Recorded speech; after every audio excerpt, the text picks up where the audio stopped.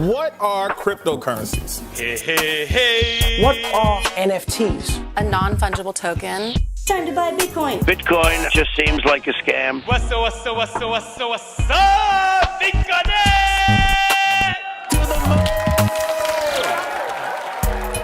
Hello everyone, welcome back to On The Ledger. This is your host Moel Sayed, and I'm back once again on your weekly rendezvous from Paris. It's safe to assume that half the world, maybe you too, first heard about cryptocurrencies and blockchains in 2017. And as an obvious result, the demand for cryptocurrency saw an incredible rise. But then everyone realized that existing blockchains were not quite ready for the party to start yet, let alone being prepared for the hundreds of millions of people that were to join in the next 4 years. So what happened? Research, experimentations, and implementations to make blockchains more scalable, decentralized, and of course, secure. Elrond is one such project that was developed in 2017 to meet the rising demand of blockchains and solve frictions related to transaction speed and gas fees. With its currency, eGold, the project is ready right in time for Web3 prime time. And you know what else is ready in time? eGold's ledger integration. Yes, you heard that right. The Elrond community is now able to manage eGold directly from within the security of their hardware device. To discuss this, we're pleased to have Beniamin Mincu, founder and CEO of Elrond Network. We'll be joined by a man that you probably know. He's a regular on the podcast, but we haven't seen him in a while. The giga-brain behind our integrations, Fabrice Dotria, Ledger's head of platform. Beniamin, Fabrice, welcome to On The Ledger. How's everything going? Hello guys, really great to be here and have this conversation, so really great to connect. Thank you, Mo, for inviting me again. Great to be here and super pleased to discuss with Beniamin today. Yeah, I'm actually quite excited about this, so let's jump right into it. On The Ledger Season 2, Ledger meets Elrond. Here we go. Let's start from the beginning. Beniamin, Elrond actually, like we said in the introduction, was born in 2017. To solve certain frictions that were already, quite present in the ecosystem back then. Could you maybe talk to us a little bit more about the Elrond story and explain the project to someone who has probably never heard of it? Sure. So the core idea with Elrond goes a bit to my history in the blockchain space. Namely, I've been in the space for a long time together with my brother. First of all, I've been part of the NEM core team in 2014. Then together with my brother, we essentially had a fund through which we invested in the most relevant and what we thought were the most important architectures at that time. And this was 2016 and 2017.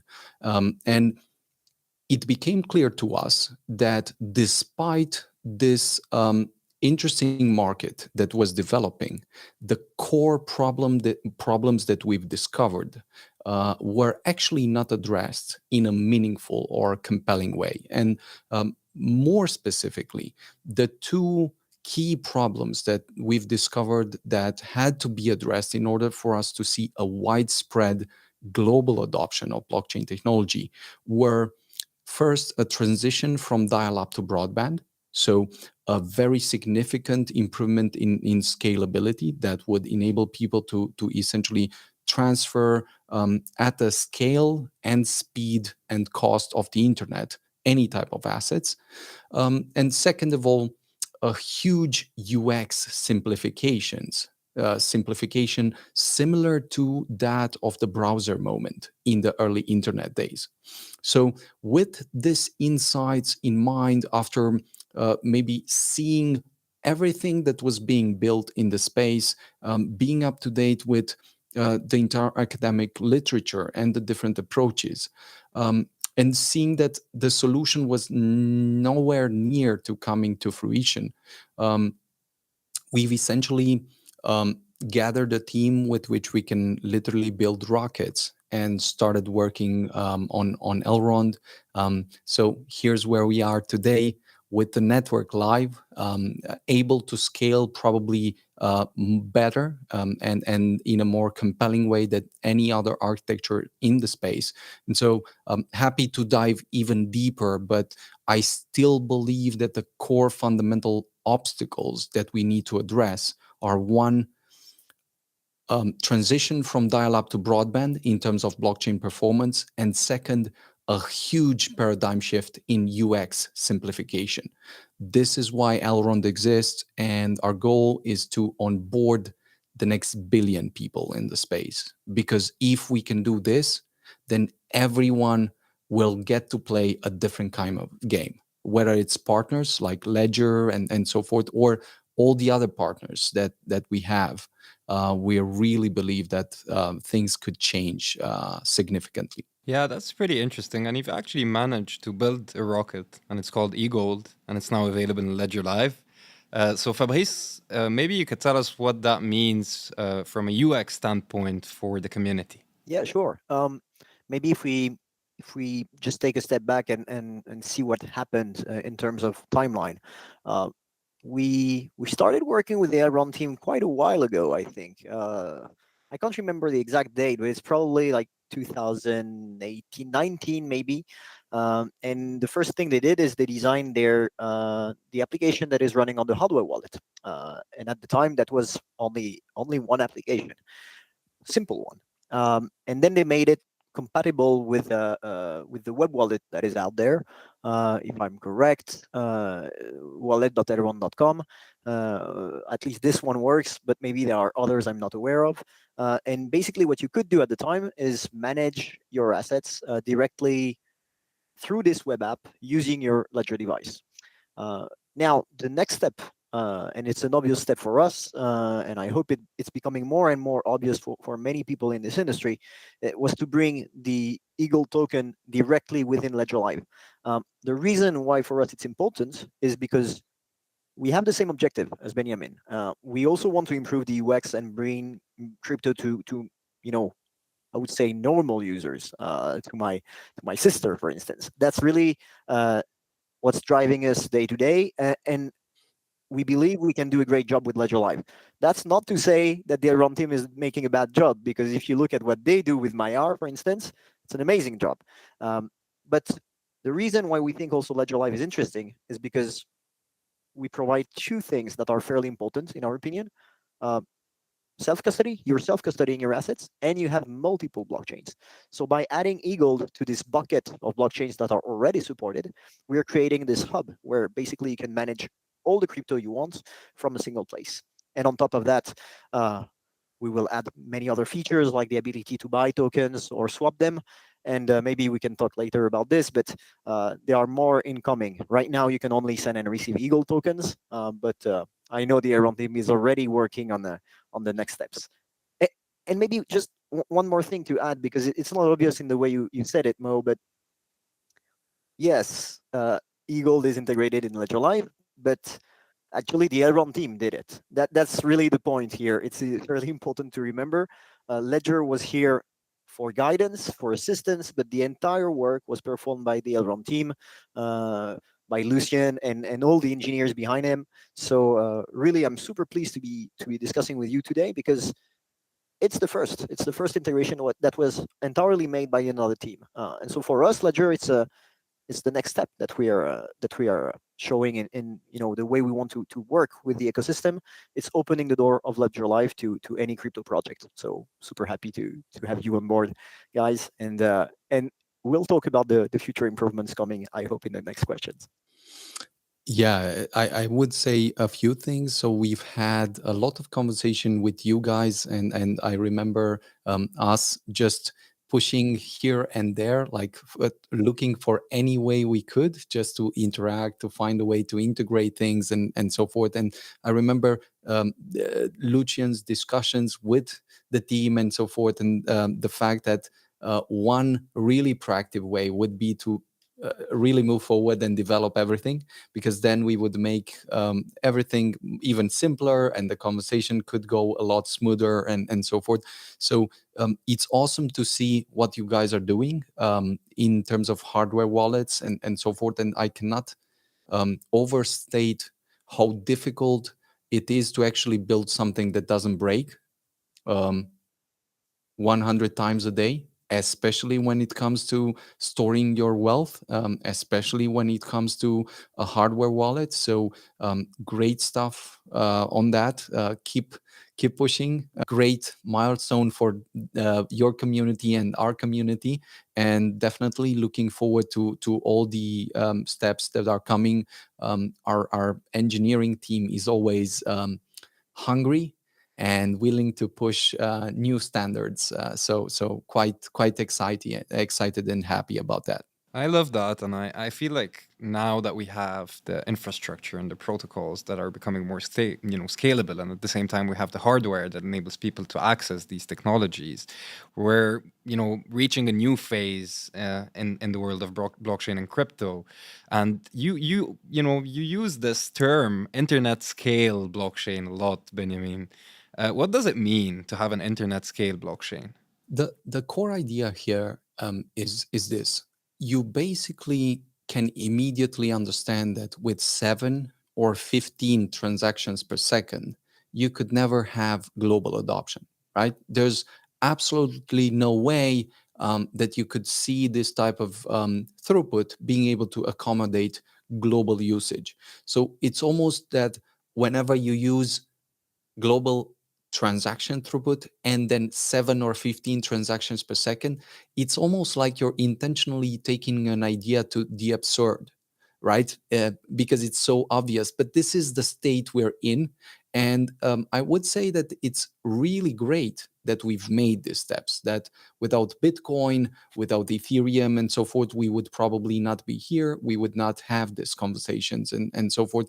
But then if you think about it, in order to really see widespread adoption in terms of, let's say, a large, significant part of the global population using this technology, whether it's just crypto, whether it's stable coins, whether it's NFTs and so forth, you need at least tens of thousands, if not hundreds of thousands of transactions per second to be able to accommodate this and start making the scalability problem literally irrelevant. Because after that point, you can really focus on what you actually want to build and not on the performance, the missing or large fees and so forth.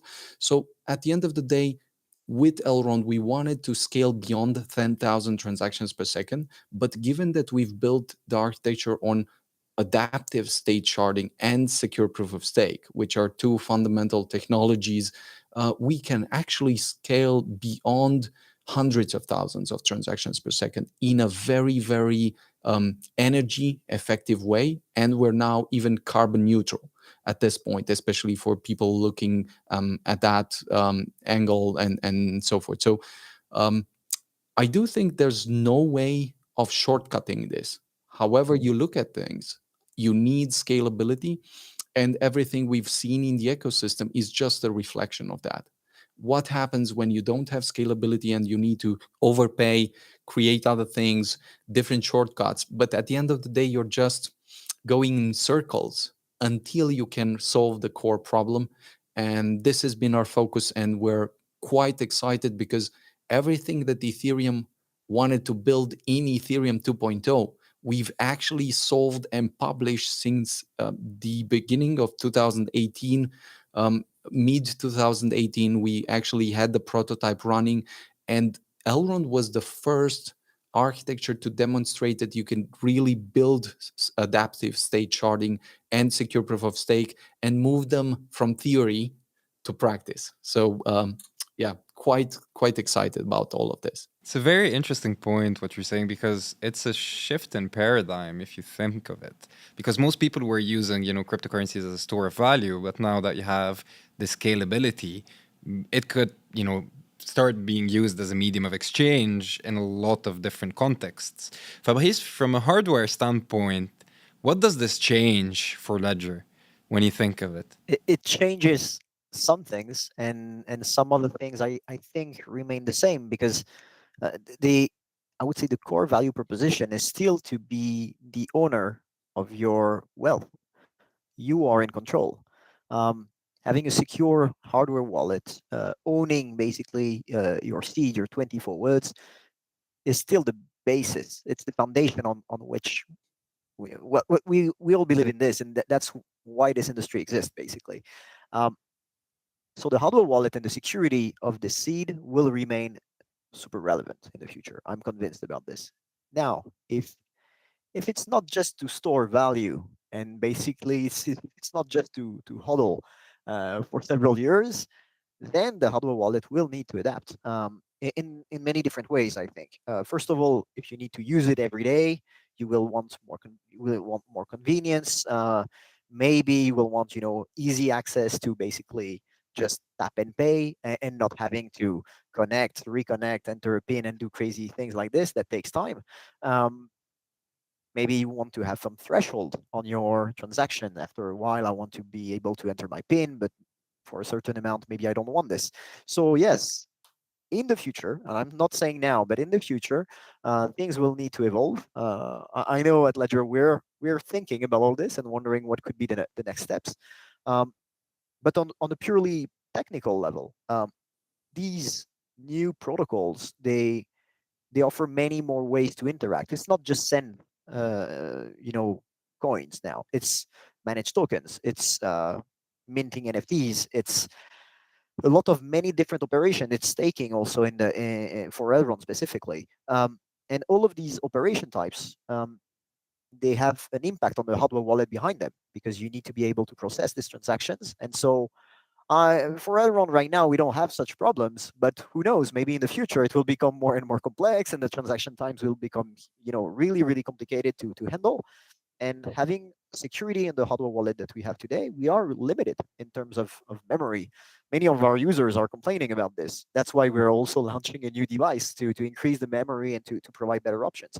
So my answer would be hardware will need to evolve, both in terms of performance, in terms of usage and convenience. But I really believe it's here to stay because at the end, you still want to secure your assets in the best way possible, and you don't want to give ownership to someone else. That's really what we're all about. 100%.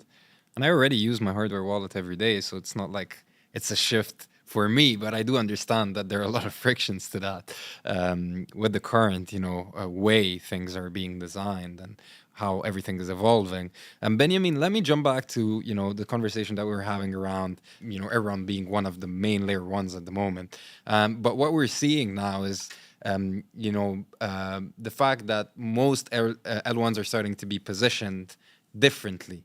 So you have certain use cases that are more prominent on, other layer ones than others. How are you thinking about this? Like, what's your take on it? Do you think that each L1 will have its own kind of value proposition and its own ecosystem when it comes to, certain functionalities and certain, technologies being developed on them? Or do you think that most of them will have wide variety of different ecosystems and things being built on them? I would say that it's almost like if you zoom out enough, you will see three phases. There's always the bootstrapping phase, the intermediary phase, and let's say the end state. The bootstrapping phase is pretty obvious. Everyone will push hard to just deliver the architecture, make sure things are live, they're stable, that they can scale, and so forth. The intermediary state, I do believe that we're going to see almost all use cases played out on almost all networks.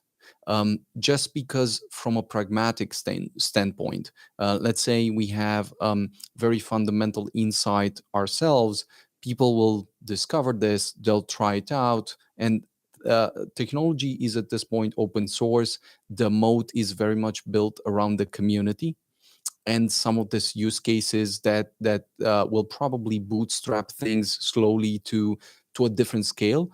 But in the end state, I would say that we're probably going to see some very large, I mean, orders of magnitude larger adoption on some core verticals in a way that was literally unforeseen. And what I mean by this is we're very much at first looking at things in a very zero sum perspective. Like everyone is trying to fight everyone. Everyone is just trying to steal a few users from the other people and so forth. But the key insight here is that we're at the end of the day not playing a zero-sum game. This is a very, very early inception of a market that will probably reshape everything we know about finance and well beyond finance. So, given that we have around 200 million users at this point in the entire ecosystem, and that we're almost 8 billion people, you have some key parameters to give you the playing field of what really needs to be done, where the elephant really is. And with Elrond, this is why we're focusing on onboarding the next billion people, because we believe that this will be the critical threshold at which everything changes, at which the crypto market will become the default market, and the traditional market will very much look like TVs look today. I mean, some people still watch TVs, but when you have the internet, it almost looks like it's too boring, too inflexible, and too inefficient to really get entertained, even, and so forth. So there are use cases. There are super exciting things like the ones we're seeing right now with DeFi, with NFTs, with DAOs. But if you look at them, they're not refined yet. They're not just yet at the point where you're convinced that tomorrow they're going to explode. The great part is that they're right before the point. So you could discover that you wake up and something has literally penetrated the mainstream and has changed everything. This is why we're pushing super hard at Elrond to unveil a few things. And once we move in on a certain vertical, we like to do it in a decisive way, not merely being present, but once it's there, you should see it very clearly where the end conclusion is. I love how you're thinking about this, and it's very transparent because most people would answer, "Yeah, we're going to be everywhere." Do you have an idea of what that vertical might be in the future? Sure. So I do believe very specifically that DeFi is, once you grasp the idea correctly, something that is already inevitable. I mean, if you think about what's the difference about between fintech and DeFi, it's precisely that fintech is essentially the UX part, just front end improvements that you've had over time, but in the back end, you're still using 30-year-old technology. And it's almost like imagining sending an email where after you send the text, someone takes the horse and drives to the next town and delivers the message. That would be literally insane. But banking is sort of working like that on mainframes and COBOLs and super old software. So it's only um, become possible right now that beyond the UX, which is of course very important, and this is what, for instance, Revolut has done, and this is why we believe Maiar will be extremely important there. You also need the automatization of the entire process, the core digital element of making these transfers possible. And when you can scale globally, enable transfers globally, enable super inexpensive transfers, and then do it anywhere in the world with a very simple UX. This is a building block. There's absolutely no discussion around that. You can discuss about 10,000 other use cases, and there are some that are really big, like NFTs, for instance, because we've usually been discussing a lot about finance, and finance is great. This is the first, largest, and probably most obvious application, but the most potent one, the most probably subversive one, and the one that I do believe will, in a very surprising way, drive this to mainstream incredibly effectively, is the NFT revolution. Just because here you have magicians that are telling a new story.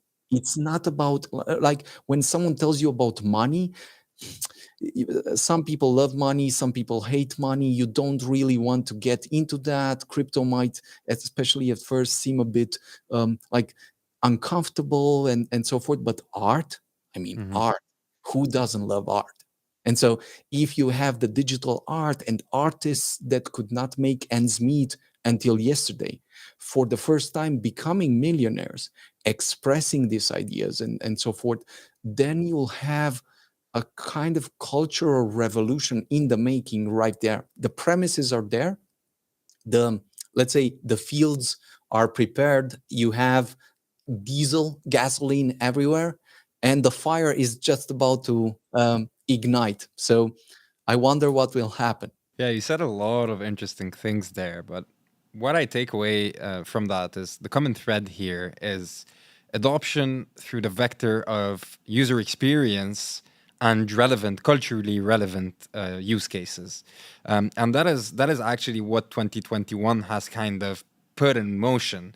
And speaking of that, what we've been doing at Ledger as well with Fabrice and the whole team is really transitioning from becoming solely about security to becoming a platform. And we've also integrated NFT related functionalities. Fabrice, could you speak more about that, and how does becoming a platform differ from solely being about hardware security? What are the kind of future milestones there, and how are you thinking about that platform being built? I think the good way to see it is, before we were a security company providing hardware security and software UX and convenience. Now we still are, and we remain a security company. That's our core value. But we would like to provide tools to others so that they can build things. And basically, it relates to what you were discussing around communities. To me, having Elrond in Ledger Live, made by them, is exactly the point. It's not about Ledger making everything. First of all, because we won't be able to do everything ourselves, and second of all, because we don't know who the next big winner will be, or big winners, because I think there will be plural. By opening our technical stack to others, we give them an option, if they want to basically join Ledger, but they can do it. It's a la carte. You choose your option. You want to be in Ledger Live, you can. You just want to add Ledger support on a web app, you can. You just want to add Ledger NanoX Bluetooth support on your mobile app, it's possible as well. You don't want Ledger? Well, sorry for your loss. It's probably a bad idea, but everything is possible. And on top of that, we, as you know, Mo, we also have this new way of integrating services, like on ramps and DeFi services. So to me, this platform switch is really about providing tools, guidelines, and I would like them to be as simple and frictionless as possible, so that everyone in the crypto industry can basically use Ledger as a brick to basically build their next project. So that's what the platform is about. Now, very pragmatically, what it means for Ledger Live users is they will have new blockchains, they will have probably new features, new services, and stuff like that. So it's always good for our Ledger users, but I think it's more important than that. It's really about giving options to anyone in our industry to provide security for the next crypto revolution. I was discussing with Charles a few days earlier. Charles is our CTO, and we were discussing about the fact that people may decide to use centralized services to manage their assets, and this is fairly depressing, because if that's the case, then this revolution is just bullshit. So it's fairly important that Ledger can be an alternative where basically anyone can be owning their own asset and being their own custodian. That's really what's driving us. So yes, it's about Ledger Live, of course, for us, but it's more than that. It's really about security for the entire crypto industry. Sorry if it looks like too big, but I really believe it's important. All of these services that have Ledger support right now, including Mayar and others, this is the founding zone to me. It's really what's the most important part. We provide security to the industry. And it's really anchored, in the ethos of what, Web3 is all about. What we call Web3 now, which is basically, blockchain technology. It's digital sovereignty and being digitally sovereign. Owning your own keys, owning your own assets, and the future being able to own your own contracts and being able to mint your assets on these contracts when we talk about NFTs specifically.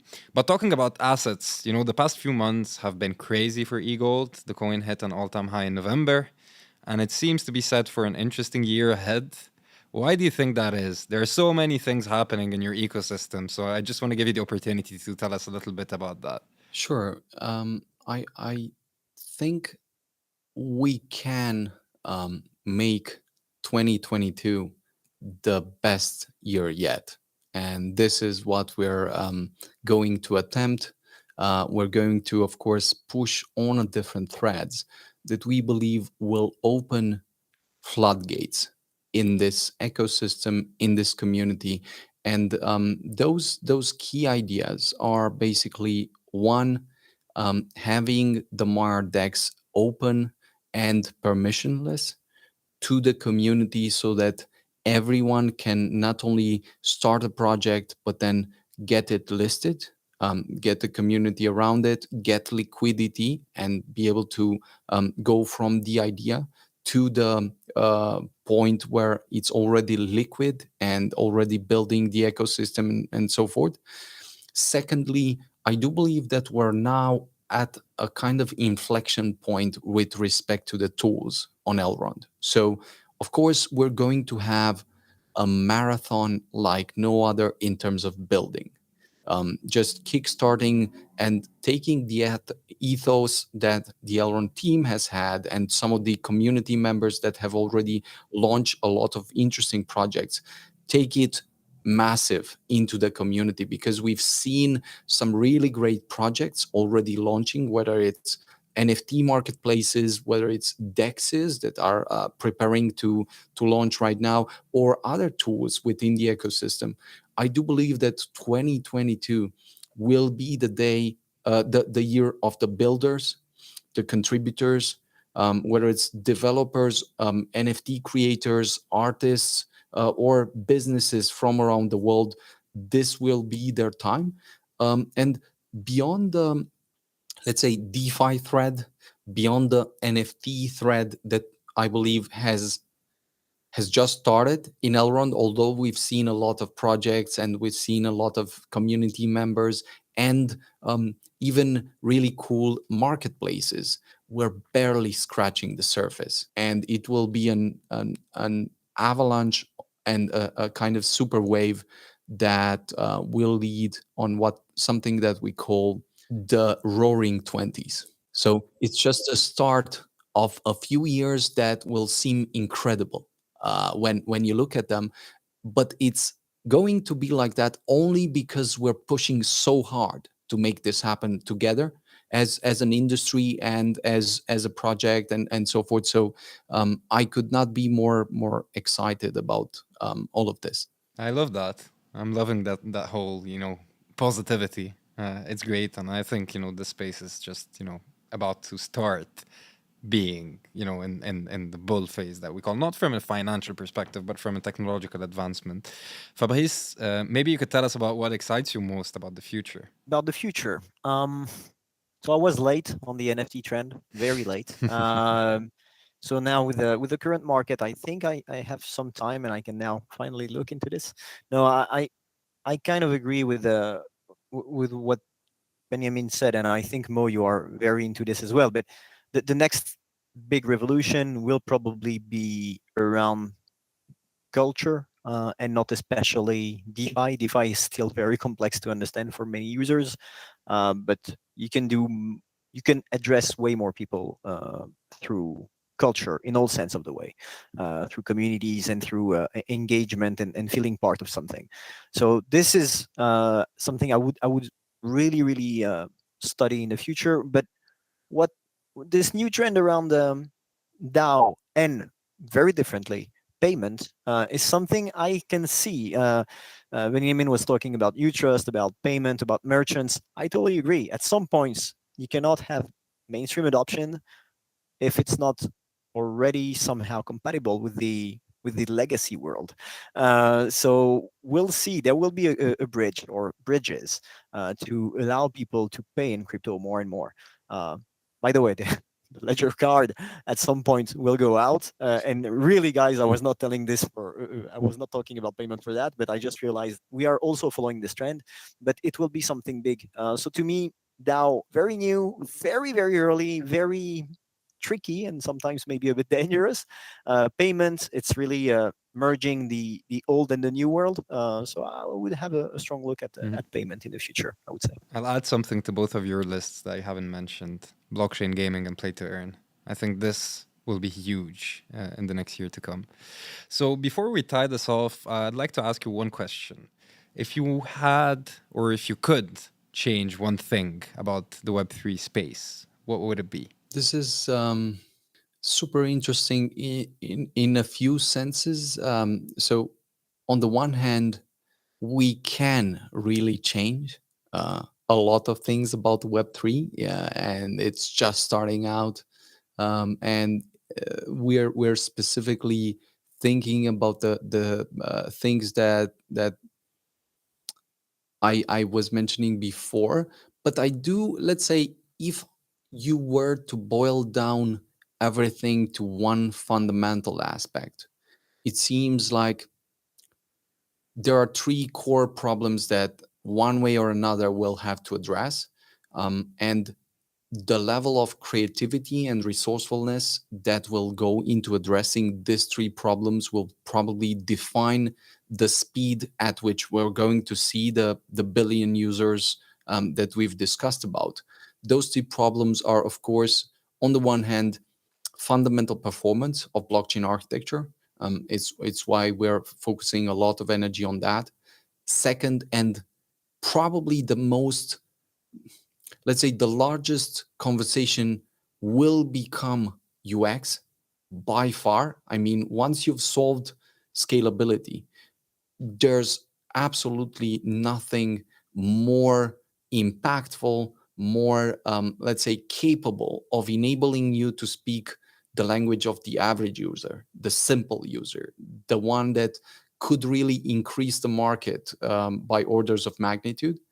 But then I also think there's a third element, and then I'll boil down to the one part, and this is legal obstacles. It very much depends on us, on how we, let's say, find ways to frame things in a way where this is not a war, where when a war, we don't need a war, right? I believe a lot of energy has been lost during the last 10 years because of very, let's say, stupid framings, where people fought wars for just for the gist of it. I could be a maximalist, like destroy. I don't want the state. I don't want banks. I don't want anything. But if you really want to see the adoption, at the end of the day, it's, can we offer something fundamentally better to the user wherever he is in the world? Then governments, then banks, then everyone else will need or will have to want the same. And this will be the end goal. So these are the three things that will probably see different responses, iteration to. But if you would change one thing that can change everything, it's UX.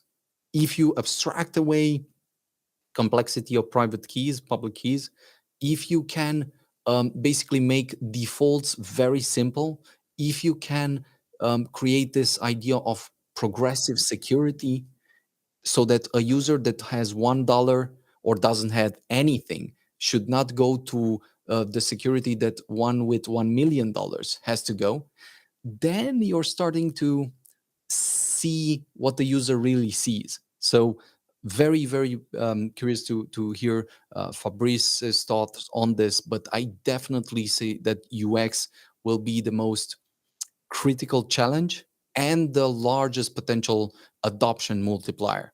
Very interesting. Fabahis, tell us what you think. Yeah, I kind of agree, and at the same time, it's not. I'm not worried or scared about exactly this thing, but you'll see how we are definitely aligned on this. UX is definitely important. Scalability is super important. Well, let's say performance. Once you have performance in UX, it's done. It's easy. You can onboard everyone, and there is a very very easy path to get there. Like just do Web two. Web two works. So my biggest fear is that on this path to go to Web three, we just forget about the reason why we built it in the first place. So this is what scares me right now about Web three, because everyone is talking about it, but I would say the hardcore old gang people that were, the maxes of the past, um, are right in a way. If we forget about ownership, about self sovereignty, about um, owning your data, well, if we forget about this, let's just use Web two. It has already solved all the problems we're talking about today. So yeah, my fear is that we just forget about this while we are transitioning to Web three. I'm hopeful. I mean, I hope, and I'm convinced some people will yell and cry and make a lot of noise if we go in the wrong direction. But I also believe it's fairly easy to fool ourselves and just get along with the new projects and new stuff without wondering if we are really solving something.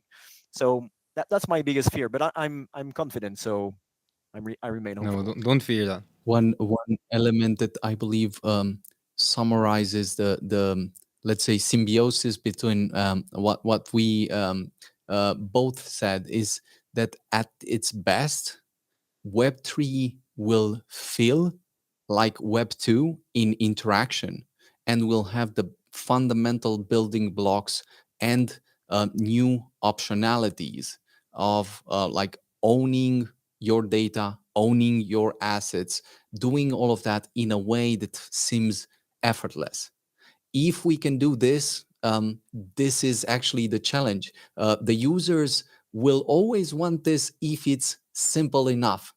If it's not simple enough, it means we have to push a few more iterations until we find the great soft spot between like the goals, values, and so forth, and what the user can really bear and really pay for. Well, I guess that's the perfect way to end it. Benjamin, Fabrice, I mean, super inspiring conversation. Great to have you. And yeah, we'll chat soon again. Thanks a lot. Thanks a lot, guys. Really great conversation. Thank you, Mo. That's it. A super interesting conversation with Beniamin Mincu and Fabrice Dotria. If you're an eGold holder, head over to Ledger Live right now, where you'll be able to manage your precious coins from within the security of your Ledger device. This was On the Ledger from Paris with your host Moul Sayed. Till next time, take care. Au revoir. This content is provided for informational purposes only and is the sole expression of our opinion and should not be relied upon as legal, business, investment, or tax advice. Do your own research. Any loss or profit is your sole responsibility. Stay safe.